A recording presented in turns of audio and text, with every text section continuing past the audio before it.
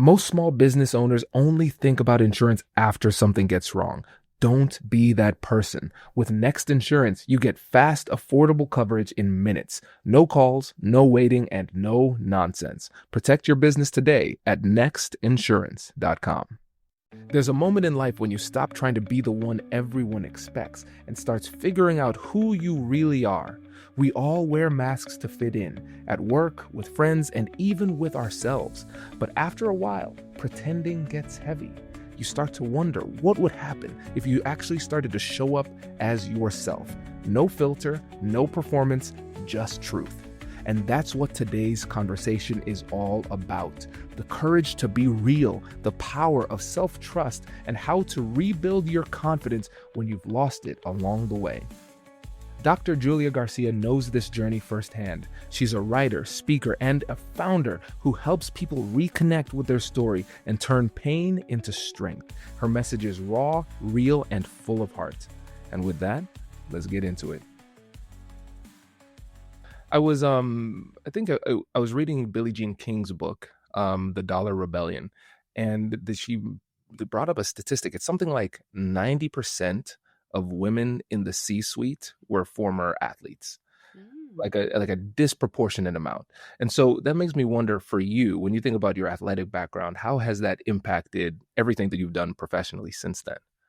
Oh, I think that the resilience of an athlete definitely bar none. You can't really like when you're pushing yourself physically, it's more mental than anything. I think in when if you watch any like sports documentary on any sport, you'll notice people are saying that it's really at some point not about their physical skills anymore. It's a mental game, whether it's golf, tennis, football, basketball. At some point in you've done a gazillion practices, right? Your body can go through the motions. It's all mental. It's a mental game.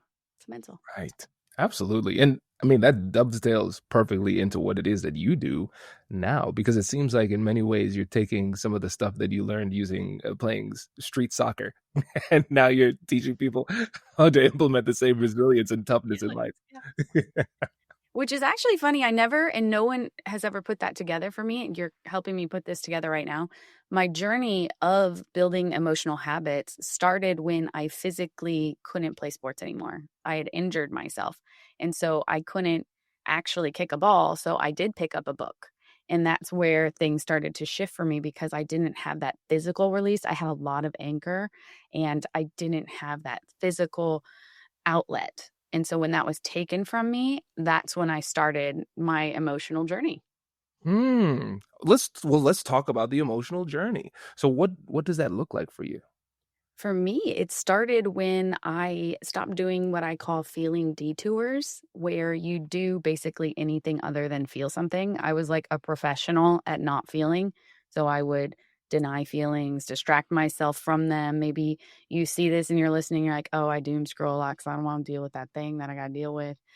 Or maybe you don't want to deal with things because it's something you don't value. You don't value feelings, so we devalue them. Or you could become defensive if someone's like, "Hey, maybe you should like check in on how you're feeling about that." And you could be like pushing them away and becoming defensive. So I did all of the detours all the time. So if someone tried to get me to open up or to talk about how I felt, I was like, I will never let you see me be vulnerable or be weak because that's what I associated the two with is vulnerability meant weak. So I thought feelings were bad and I have to like hold them all together and in and never face them. And so it started with me getting to a place where I couldn't hold them any longer within my body because we can only hold feelings for so long before they come out in other ways. Right. And mine would come out through like blackout drinking and doing drugs and getting in fights or not even remembering things and getting in fights. And so mine came out through other ways and I would get in trouble. So I got in trouble in college. And that's kind of what started to wake me up to things. But it wasn't until I chose that, like, this is something maybe I should look into. Hmm. Maybe I can actually be a person that can face some feelings. And that's kind of where it started. That's That's fascinating, and I appreciate your vulnerability in sharing that story, because it sounds like now you've taken that element of your life and you've interpreted it and rewritten your story into something much more empowering, where you can share it freely. And I'm wondering, for you, what was that thing that really made you recognize that not only you should pivot, but that you could pivot? There's this moment I can think of, and I appreciate you saying the word rewrite. I think that that's really powerful because it reminds us that we have agency and choice, even when things feel out of our control. So I really love that word. And for me, there was many, many moments, but one that comes to mind is it was the middle of the night. I had been in this dispute with an ex. It got violent, and I remember texting a friend and being like, "Can you come pick me up?" And I, like, ran out of the house. I didn't even have, like, shoes on. I run out of the house. I go to my friend, who pulled up, and I get in the car, and I'm probably looking like a mess at this point, and I don't have shoes.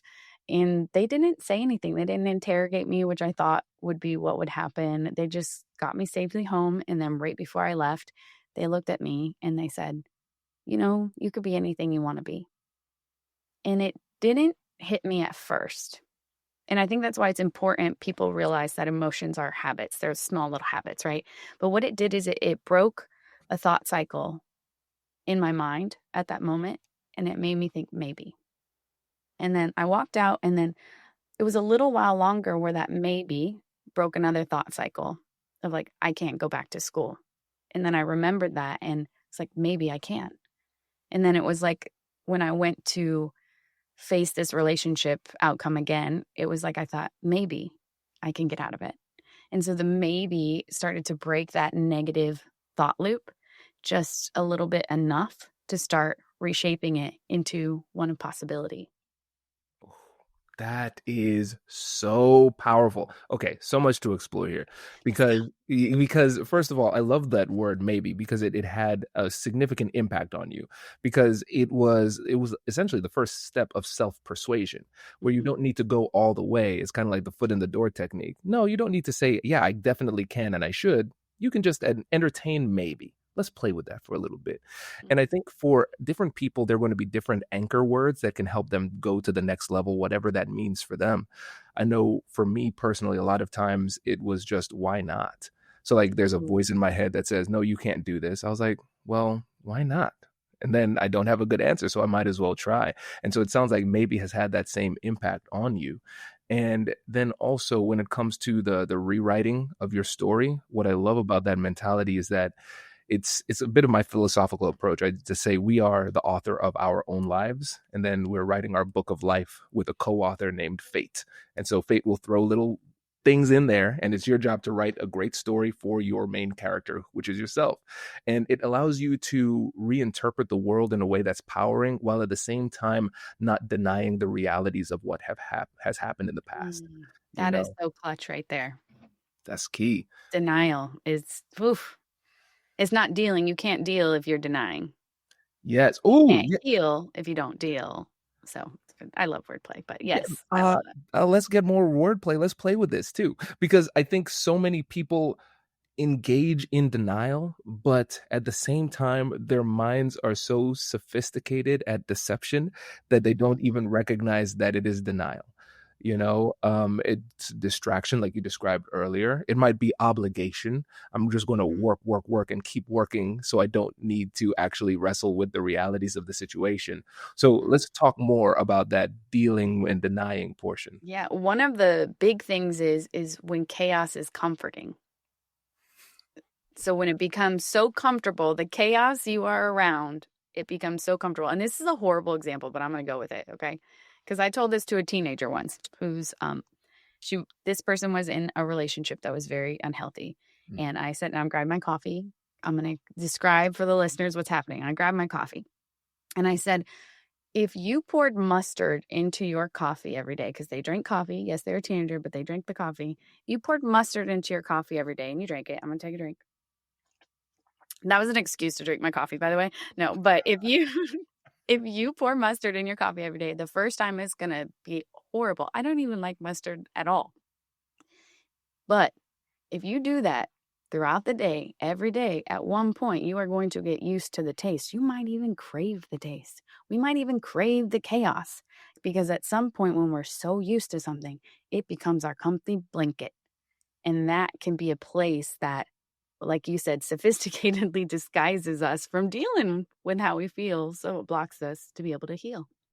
You're right. And then in the mind, there is a challenge that we often face that we don't recognize. There's a difference between safe and familiar, but we Mm-hmm. interpret that the same. And so, right in the Agree. so the situation, you're drinking mustard coffee and you're like, well, this is my thing. I'm a mustard coffee person. Not realizing that there could be a better way, but you're just so accustomed to it that it becomes you. I feel like we need to put a thing out there like, please do not do the things that are advised. Do not put mustard in your coffee. They're going to start tagging you. I love my mustard coffee now. That wasn't the It's point. going to be a hit. Watch. It's going to be a hit. It's going to be a thing. Well, I Starbucks is hope going to have it. you get some royalties or something. Yeah. Mustard Coffee Co. That's funny. But it's so true. And I think sometimes we have to start to evaluate the status quo, what our new status quo is.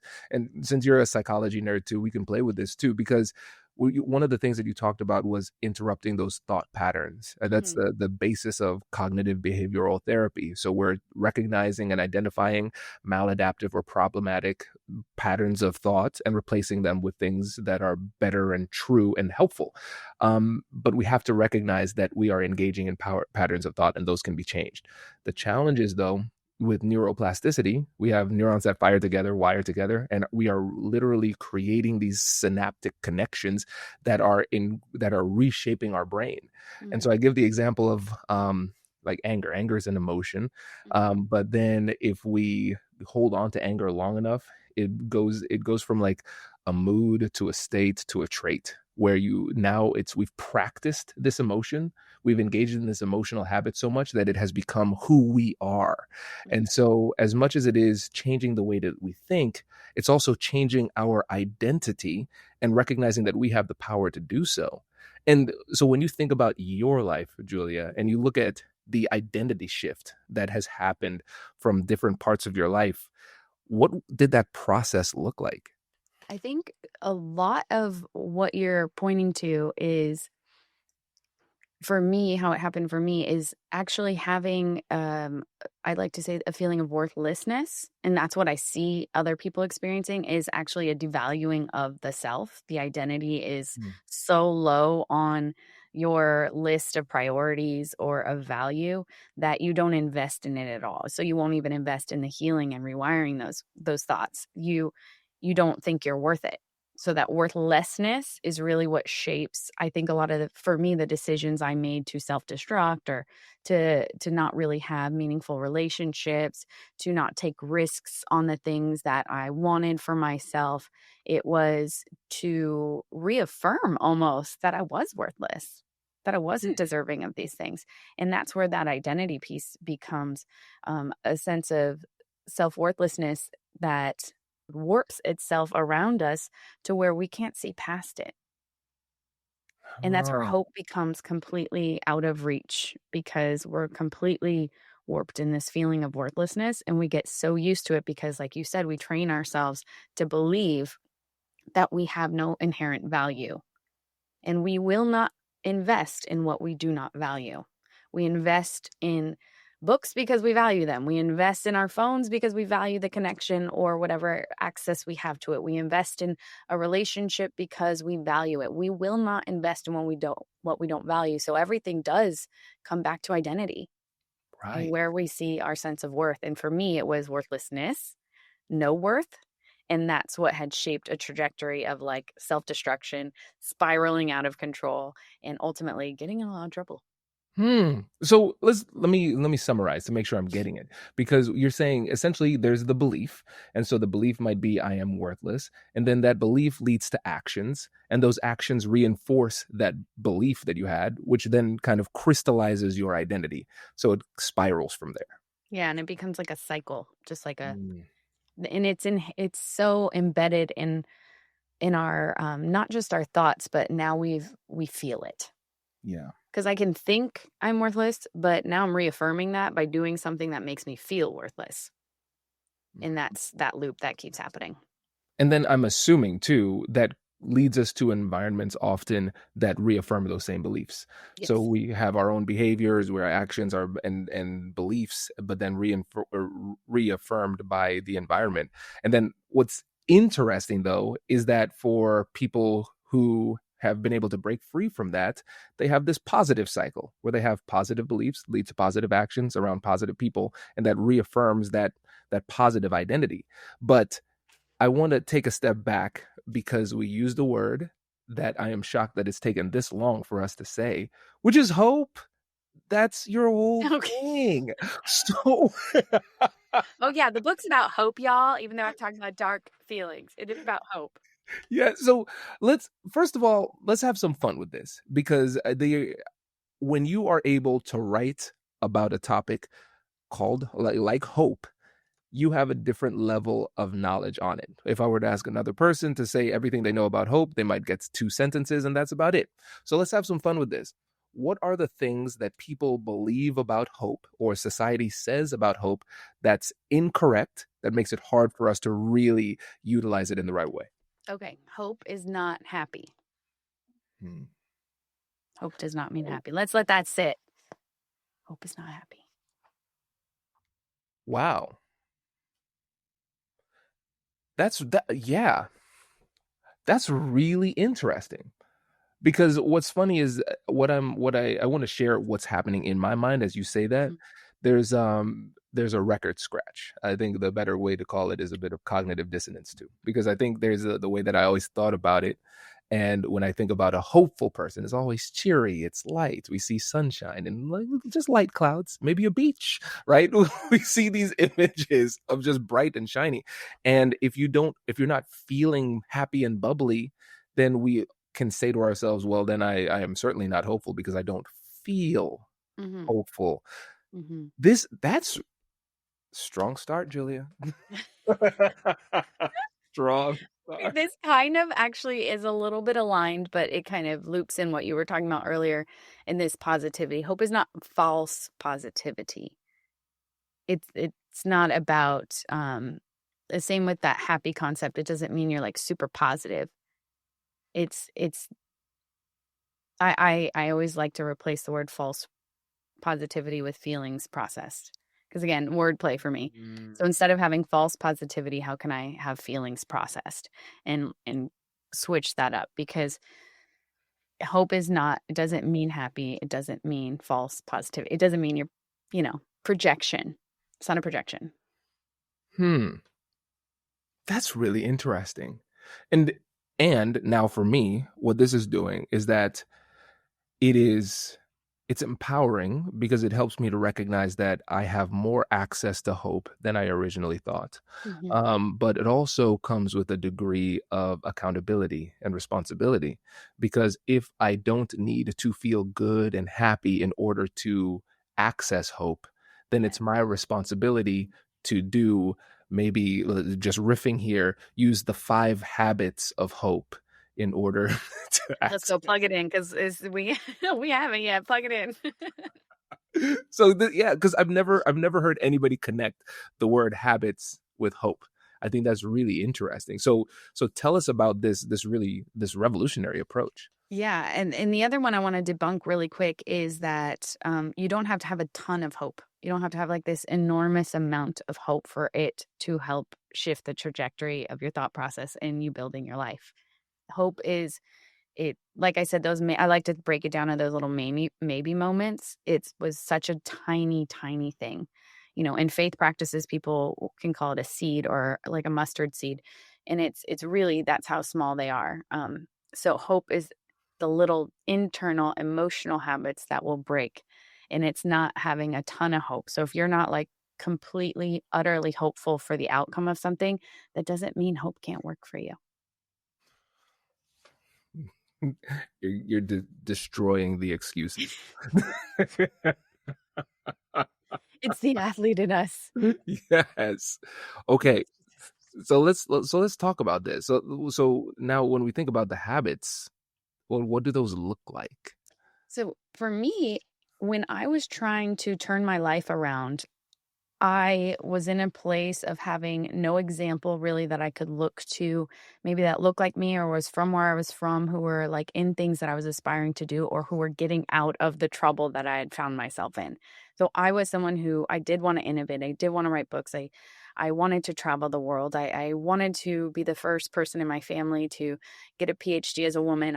I had these things and these desires. The more that I started to feel a sense of self-worth, I started to realize I did have ideas. I did have things I wanted to accomplish and do. But the problem is there wasn't really. I was doing external things that I was reading about or seeing. I read all the self-help books. I read the Bible. I was studying mental health in school. I went back to school. I did drop out 3 times, but I digress. But I wasn't like a straight arrow path, and I was receiving all this information, and I was doing all of these changes externally, but I still hated myself. I still was in the I'm not worth it. So now the ideas are starting to generate because I'm seeing someone or listening to a book and be like, oh, maybe I could write a book so the ideas are starting to populate, but internally it wasn't aligned with being someone who was worthy to do those things. And so it was really a journey, these emotional habits of being aligned Hmm. and not just doing things based on how I felt, but having a process to feel things that were tied to a sense of worth, which was value. Oh. Oh, okay. Because that was going to be my next question. You didn't have that self-worth, but you had to build it up. How'd you do it? And it sounds like you did it by taking action and doing the things that would make you feel worthy. Am I getting that right? Yeah, so let's break it down to a couple of ways. So emotional habits were the place I needed to start because I stopped doing drugs, but I still didn't like myself and still had some things I needed to feel. I needed a process to feel. That was the number one thing I didn't have. So it didn't matter if I was successful, if I graduated, if I got job offers, if I had started a business. At the end of the day, I had no process for my feelings. So when we are without a process, this is not something we're taught. Right. And when I focused on that, there was a couple things that helped me that are very practical. One was positioning. And we talked a little bit about this earlier when you mentioned like the people you're around can kind of be the direction of where you're feeling and going. And so I positioned myself differently. So I started to, instead of go to bars, I would sit in bookstores. So it was literally a positioning thing. And I didn't realize I was doing this.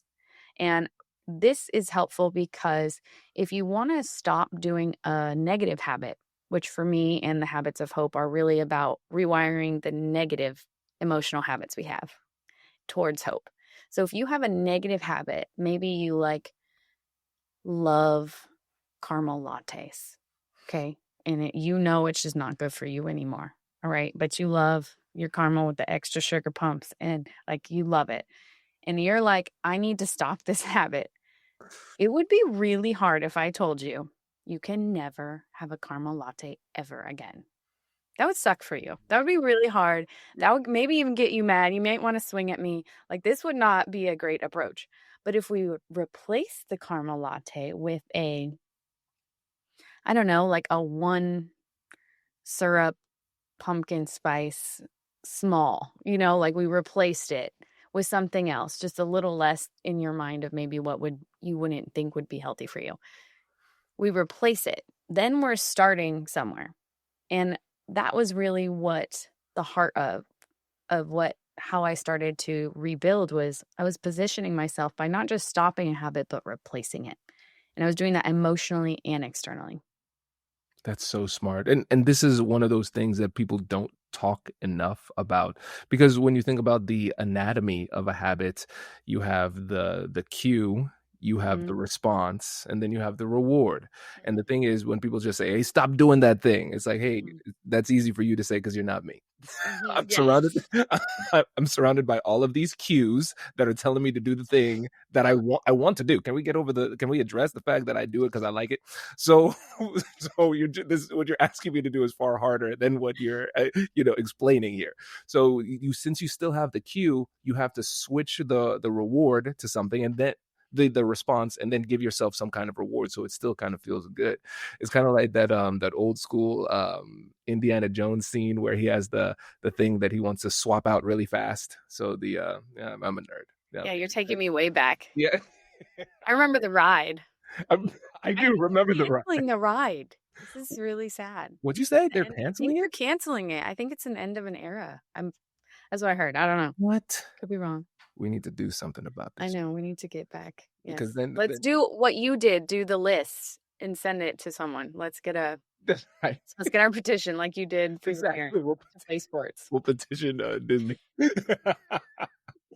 So yeah, we have to recognize it has to be a replacement, and I think that makes it a little bit more fun because now you're saying, okay, cool, that thing that I loved, I will replace it with something else that I will learn to love and can love that Mhm. offers more benefit. So the Yes. replacement part is so important. And it's not a punishment. Like we're such in a punishment culture. Must do better, must be the best, must perform, must be productive. And it's like we have to stop punishing ourselves at some point. Like because if we can't enjoy the journey and realize the process is a process, then we are really going to be not just miserable inside, but we're not going to enjoy the things we do work hard for or the relationships we are a part of because we're in a place of like just beating ourselves down. And it's exhausting to always be like doing better. I'm actually not a improve Uh, yourself every day kind of person. Like that's not me. Nor is it something I really encourage. I'm about like being present and being able to accept where I'm at is good enough right now. mm, mm. And because I can't enjoy it if I can't even just get to that place. So I'm a little bit annoyed with you right now. I want to be clear. And let me explain why. I'm mad that we were not friends earlier. So in the next lifetime, I need you to come into my life a lot sooner because Yeah. you would have saved me so much heartache. Because I recognized that everything in my life was fueled from a place of deficiency. I'm not enough. I need Mhm. to get to this next level, then I will be enough. And then what I recognized is once I got to the next level, I would see some other level, and then I would get to enough. And I'm talking literally just in the past few days. I'm starting to Mhm. understand how this was an issue in all aspects of my life. Because I remember I won a couple of awards and I had a breakdown. I'm like, oh my God, what next? I don't know what to do beyond that. Who am I? Because who I am is always striving and not Mhm. enough. But now I don't know what to achieve. And I remember one time in my relationship with Whitney, one of the hardest things she's ever said to me was this. I said, I was like, hey, Whit, I've been working hard to get better and be a better husband. What is something, and this was last fall. I was like, what is something that I can do to be a better husband? And she's like, and she thought for a little bit and she's like, nothing. And I said, there Whew. can't, I said, there can't be nothing, that there can't be nothing. She's like, no, I can't think of anything. It's fine. And I was like, it sent me into a tailspin. I was like, I can't just be okay. Like, what do I do? Just stagnate for the rest of my life? And so coming to terms with the concept of enough is something that I'm actively working through because I'm like, I always have to level up, always have to level up. And then is that just my life? Just feeling chronically deficient and then dying. I figure I And then book figured is closed. that that kind of sucks. So I'm trying to figure this out. So this is perfect timing. Well, I want to actually go through the feeling framework that I have in the book with you right now, if that's okay. Let's do it. Can we just use this as our invitation to navigate and explore what you shared? Yeah, absolutely. Okay, cool. So you can, I don't know, I think you have a pen there. If not, Yeah. just You could say it out loud or write and do both, whichever. And if you're listening, what you can do is you can answer the prompts yourself. So I said earlier that I didn't have like a framework or a process to process my emotions, so I just like did anything but feel. And I also thought it was weak to feel. So those together, it made it really hard for me to ever even admit some of the things that I was struggling with. And so the first prompt, and you just think of, maybe we can use this example, or if you want to go in a different direction, that's cool Yeah. too. But you just complete the sentence, I was struggling because. Hmm. And as you're writing, I'm going to read a couple Yeah. from anonymous people who have written um, theirs in live events that I do around the country. So this person says, I was struggling with pressure to manage everything for my family. Hmm. This person says, I struggle because I am not always open with others to ask for help. So these are two handwritten examples. They're anonymous from stories I've collected. And do you want to share what you wrote? Yes. It was never good enough. And it is everything. Will you Yeah. say the whole sentence? I was struggling because it was never good enough. And so I remember, here's an example. I was taking one of a psychology class one time and I got a 99%. And I went on this midterm and I went up and advocated for my 1%. Like when I You say will not jip me of my perfection. yeah, I was like, no, that's not good enough. I see the percentage, right? Um, so you just told me how far away I was from perfect, and that's where I want to go. Not knowing that had I gotten perfect, then I would have just spiraled because I'm like, oh shit, what do I do next? Who am I? I can't be done, you know? So 99. How dare you? exactly. So it's like we have a couple of options. Neither of them are good. So it's like, all right, cool. It's not good enough, or it is, and then who are you? Because you are someone who is never good enough, but statistically you can't find anything else to improve on. So then I'm just sitting here like lost and meaningless Mm. and purposeless because the constant pursuit of more because it whatever it is not good enough Which is was everything. Hmm. yeah.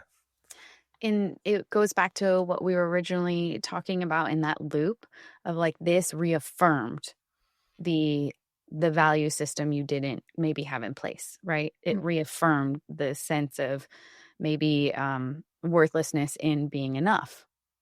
So what happened was a reaffirmation of it. So it's kind of like if you're like, I'm not gonna drink tonight, and you go out and you maybe get wasted. It was like, see, I can't do it. Like it's like that reminding yourself, or and it keeps you back in that loop, those reaffirmations. And sometimes we see those more than we see the 99% of how awesome we are. Yes. Yes. You're so right. And I recognize that, that even though I didn't like necessarily the problems or challenges that I would have, I felt more comfortable in them because I just enjoyed living life with the feeling of resistance. Mm. And I remember one time when I was working with a business coach, she recognized that the biggest challenge was for me to relax. She said one time, because week to week she would give me things to do, and she said, for the next week and then until I feel like you've gotten it, your explicit goal is to accomplish nothing. Nothing. You're not allowed to accomplish anything. You're not allowed to do better or be better. I want you to enjoy life. I want you to do something fun that is just for you, not tied to productivity. So going to the gym doesn't count. I was like, oh my gosh, how does one have fun? No. When not doing rigorous work. Right. I was, it was it was so weird. It You continued to be survived? weird. I survived, and it's a constant thing that I'm working on, trying to figure out what it feels like to just be, because I recognize that you start to believe this thing about that becomes your life narrative. And then you start to make it other people's narrative as well, or your narrative about them. And so again, I am the author of my own life, and now I'm just writing horrible chapters about that don't need to be there. Not horrible. Just, I'm going to throw this word out and it may or may not stick, but they're just chapters that are in your control. They are. And that's what I had to recognize, because the challenges that I was seeing were hallucinations. They were just projections, because I was reasoning. It was confirmation bias. I'm reasoning from the conclusion it was never good enough. So whoever it was around me, the situation I was in, whatever. And so there's a situation that is more than good enough. And then I'm saying it's not good enough. And then they're like, what's wrong? And then I can't articulate it. And then I say, oh, now I'm crazy. This is perfect segue to the second feeling framework, because there's 5 that each go to one of the emotional habits. And the second one, so complete this right as it's on your mind. I felt. Frustrated. I'm going to read a couple. This person said, I felt less than those around me. This person shared, I was feeling scared and inadequate. Hmm. Yeah, I think for me Right? it's frustrated, and it was just like a constant underlying low levels baseline set of frustration that I could never shake, and sometimes never articulate why I was feeling that way. So that's when I said, like, what, something's off right now, because no matter what's happening, it's like I'm on the lookout for something that isn't right, that could or should be improved. And that can at times be very helpful if they're your problem solver or whatever. And but obviously most of the time things are just okay, constantly looking for problems isn't great. And so I think the becoming a lawyer certainly didn't help with that. You're like an expert in it. Exactly. Let me articulate why this is insufficient You every. know, but when you start from a place of insufficiency, you're always looking to be filled. And a lot of it is through validation, get that 1% to get that 100%, or, affirmations, validation. It's really these outcomes we're looking for because we feel incomplete, inefficient, less than. And so we're looking to other sources to fill us instead of starting from a place of worth that doesn't have to be super full, but we can also realize that even if we start from like a small place and that's full, that's okay too. Which is why hope again isn't this large thing. It's like just one solid place in ourself that we can constantly branch out and grow and have overflow from, as opposed to I think there's this comparison culture sucks. It sucks. But Mhm. living in a generation, which we can go on a whole tirade about this, but living in a generation where we're constantly exposed to other people's accolades, accomplishments, people call it the filters, the highlight reels, all of those things. But when you're constantly exposed to other people's greatness and awesomeness, it can create a loop of comparison that completely takes any kind of confidence we may have had or courage that was bubbling up, like, and take it away because of what we're exposed to. So positioning comes back in mind when I say that, but it's in what we're filling ourselves. I say, what is your feeding your mind? And that's something that I have to do on a consistent basis so that I don't get into a lane that I'm not supposed to be in a headspace that isn't going to help serve me in a healthy way. But it's again, it goes back to that first emotional habit that you did when you said I was struggling with, and that's building awareness. And then the second one you did was labeling and identifying feelings, which is an emotional risk to do that. There is a risk in doing that. You know what's really funny about this, Julia, is that so it's interesting because I would accept this in certain areas of my life only as an optimizer. So, for instance, in my framework, compassionate curiosity, acknowledge and validate emotions is the first step. But it's not just for the external negotiation, but it's Mhm. also the internal negotiation for clarity, emotion management, and everything. And so, I recognize now when I think about my version of an emotional unintelligence.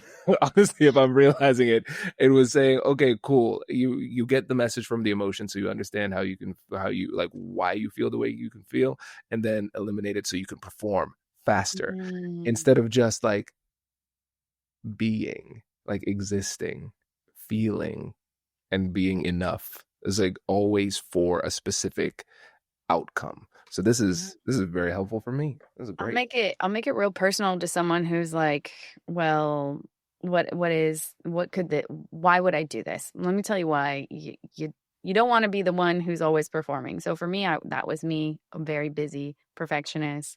And about a few years ago, I had I've failed like quite a few things in businesses I've started. You know, quote unquote failure. But for me, I love to take risks. I'm a risk taker emotionally and in my career. And I had spent years building something that I believed in. I put my heart and soul into it. My family was a part of it. It was just a part of who I was. And in like a second, it was all gone. Like everything, like lost a job, lost a community, lost a huge sense of self, was questioning my faith. I had lost so many things, or it felt like a loss at the time. And I was forced to be like my phone, the people who were calling me before they weren't calling me anymore. Like there was a quietness that I had to be in, and everything that I was building for outcomes, it all disappeared in a moment. And once that happened, I was forced to be. So you don't want to get in a position where you forced, okay? Because that is not fun to be forced. But I was forced to sit down. At one point, we were on my husband's legacy of farmers. So they have like a lot of land. We go back to the farm. Oh yeah, where we lived had to relocate. So everything changed. Where I lived, who I was around, what I was working on, all of it. And I'm sitting on the farm, and it's in Michigan on the border of Ohio. So I know this farmland you're talking about that you grew up on. I know it well. And I'm sitting there, and there's a little blade of grass, and I just watched a caterpillar on it. And I'm just like talking to myself, like I'm watching a caterpillar. But I was still for a moment. And I realized that even in all the chaos I just told you about, I felt peace. Hmm. I felt peace, and I didn't need to get myself out of it. I didn't need to go build a business again. And honestly, this book came in that peace. Like I was in the middle of like everything was that I had thought was success was gone, or that I had worked towards, and a book just naturally came out. It wasn't forced at all. At all. It was actually really easy to write the book because I had so much bubbling in me, but it was hard to find time because I was super pregnant when I got the book deal.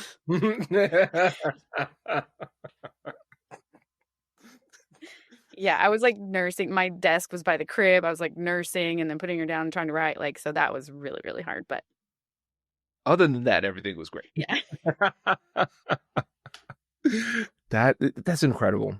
That is incredible, and I love the focus on peace.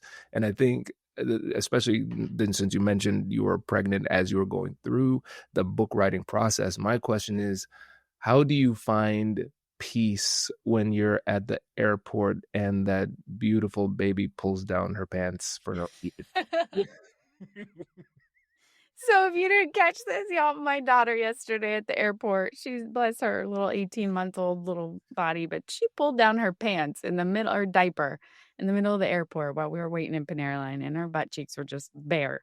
And yeah, I'm like, I am a professional and I'm a mom. You know, it's like a constant balance. Not balance, I say alignment. I like to say alignment. But honestly, that's one of the things, they humble you. They humble you. Mhm. I come back from the speaking engagement on stage, everything goes really well, and then I come home, and then this kid like pees on me. It's like, Yeah. why are you doing that? You didn't need to Or do that. if I had $1, yeah, you're on it. People don't know. People don't know. It is, yeah, we're humbled real quick when we get home.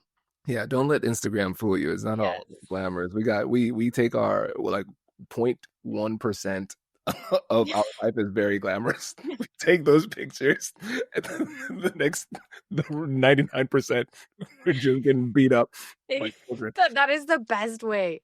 My friend has twins and they're like 2, and he goes, I survive in between naps. That is when I'm like alive in between their naps.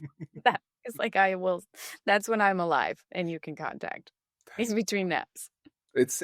I'm glad I'm not the only one because it is humbling. One thing I like to do is bring Simone in to ask some questions because he's always listening, and also he is a negotiation expert in his own right. It has a great podcast Simone. on the topic. So, Simone, you've been listening. Hit us with some brilliance. I have a question about the book. Yes, let's bring it back to the book. Let's go. 5 Habits of Hope, y'all. Yeah. If someone reads the book, what would change in the life of that person? What I hope the book does is that I left the book on the maybe moment, that you start to consider maybe your ideas matter. Maybe your voice is needed. Maybe your relationship can go deeper. Maybe you can take a risk on something only you know you've been holding back on. And maybe you can have hope that things will get better.